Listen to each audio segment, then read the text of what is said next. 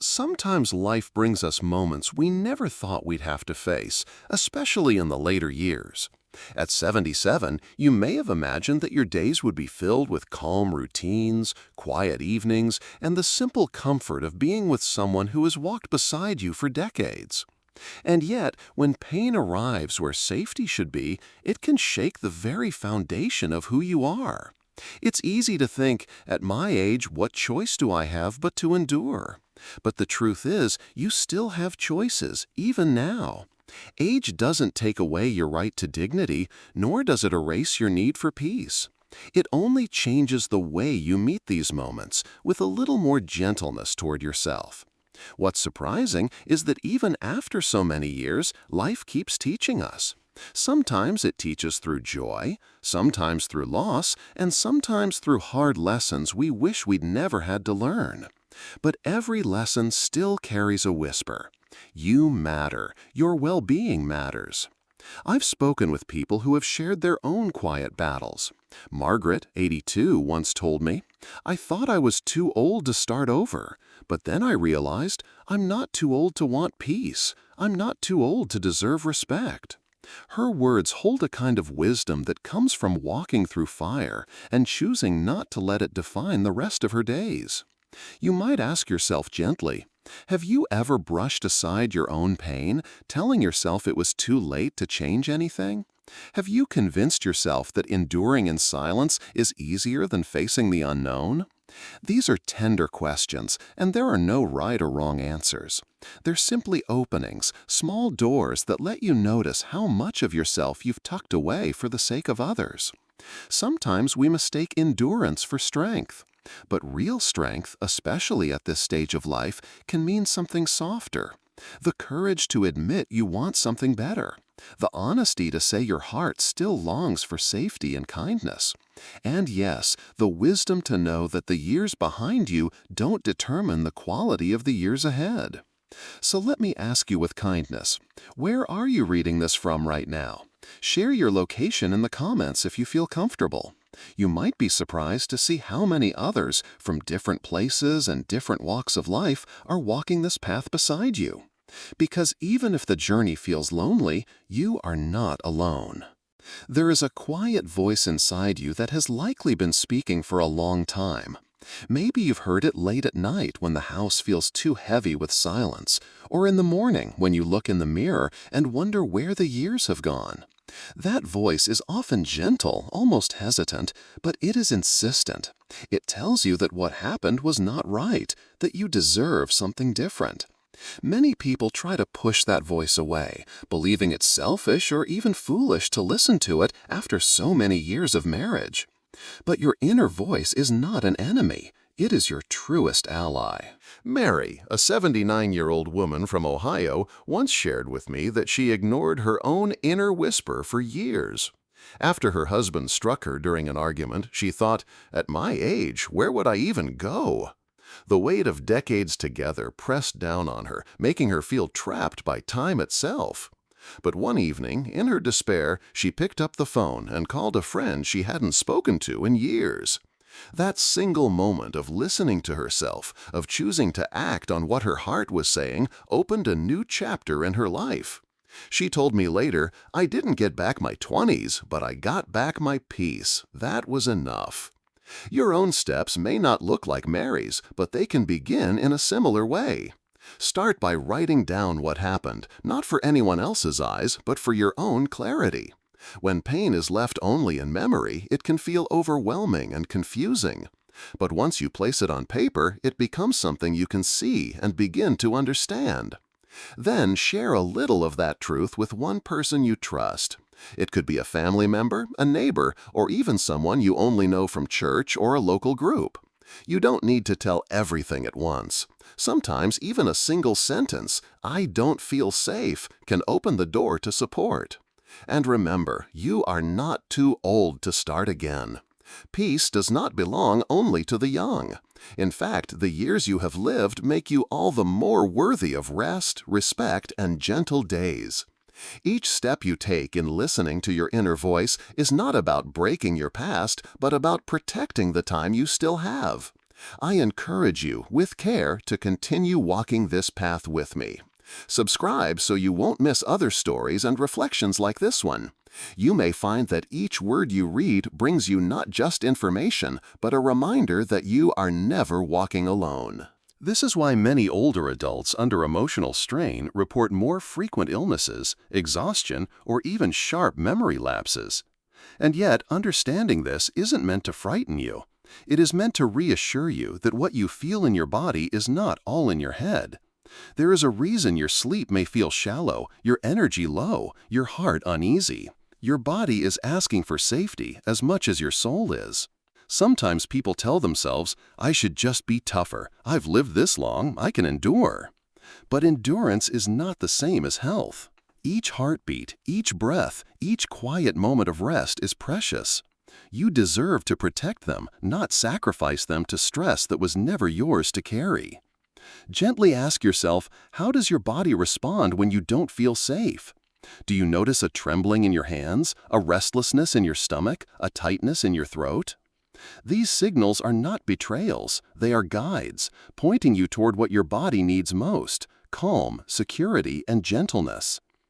Recognizing the link between emotional pain and physical health can help you make decisions not from guilt or obligation, but from compassion for yourself. Imagine treating your body as you would an old friend, listening carefully when it says, I am tired, I need rest, I need kindness. The years you have lived make you wise, but they also make your body more delicate. Protecting it is not selfish, it is a way of honoring all the life you have already walked through. And perhaps by listening to your body's quiet signals, you can find the courage to step toward a life where those signals shift from fear to peace. When life has shaken your sense of safety, it can feel overwhelming to think about what to do next. But healing doesn't happen all at once, and neither does change. It begins with one small, deliberate step, then another, and then another. You don't need to climb a mountain in a single day. You only need to place one steady foot on the ground in front of you. The first step is confiding in someone you trust. It doesn't have to be a long confession or a detailed story. Sometimes even saying, I don't feel safe at home, is enough to open a door. The person you choose might be a family member, a friend you've known for years, or someone you feel comfortable with in your community. Think of it less as a burden you're placing on them and more as an act of allowing someone to stand with you, shoulder to shoulder. The second step is gathering important documents. It may feel unnecessary or even intimidating, but having your identification, medical information, and financial papers collected in one safe place can bring you peace of mind. You don't have to organize everything perfectly. Even placing them in a small folder or envelope that you can reach easily is already a form of protection. The third step is exploring legal or community support. At first, the idea of contacting a lawyer or a local elder support line might feel too heavy. But remember, these services exist for people just like you, people who need guidance, reassurance, and a gentle hand through complicated matters. You don't need to know all the right words or understand every detail. Simply expressing that you need advice is enough to begin. The fourth step is making a simple plan for your safety. This doesn't mean you need to move tomorrow or have every detail in place. It could be as simple as knowing where you might go if you needed to leave quickly: a neighbor's home, a relative's house, even a local center where you feel welcome. Just having a plan, even if you never use it, can quiet the fear that keeps circling in your mind. Each of these steps is small, but together they form a path. You may find that as you take one, the next becomes a little clearer. There is no rush, no competition, no need to compare yourself to anyone else. The pace is yours and the journey is yours. Aging teaches us something important. The most meaningful changes are often the quiet, steady ones. And every time you take a step toward protecting your peace, you are honoring the life you've lived and the life you still deserve. So ask yourself gently, what is one small step I could take today that would make tomorrow feel a little lighter? Even if that step is as simple as writing down a phone number or placing one document in a safe place, it matters. And if you feel tired, remember this: small steps are still steps forward. There is a belief many people quietly carry inside, one that whispers, "At my age, it's too late to change." Perhaps you've heard that voice in yourself or from others who mean well but do not understand. It is a heavy myth, and it can weigh down the spirit more than any number of years. The truth, though, is far gentler. It is never too late to choose peace. It is never too late to protect your dignity. And it is never too late to start again, even if that new beginning looks smaller, simpler, or quieter than what you once imagined. I remember speaking with Samuel, who was 81 when he finally left a painful situation. He told me, "I thought I was walking into loneliness, but what I found was freedom. Suddenly I could sit in my chair and read without tension in my chest. I could breathe again." His story reminds us that starting over doesn't always mean rebuilding everything. Sometimes it means uncovering a sense of calm you thought was lost forever. You might find that rebuilding begins with the smallest acts of self-care. Taking a short walk outside each day, feeling the air on your face, and noticing the rhythm of your steps can remind you that your body is still here, still capable of moving forward. Keeping a simple journal, even if it is just a few sentences about how you feel, can help you see your progress little by little. Reaching out to an old friend, perhaps someone you lost touch with, can bring back not only connection, but also the warmth of shared memories. And most importantly, allow yourself to ask questions that invite growth rather than fear. What have you always wanted to do but never gave yourself permission to try? Was there a hobby, a place, a dream you set aside long ago because life seemed too demanding? Age gives us many things, but one of its greatest gifts is perspective. You no longer have to live by the rules others set for you.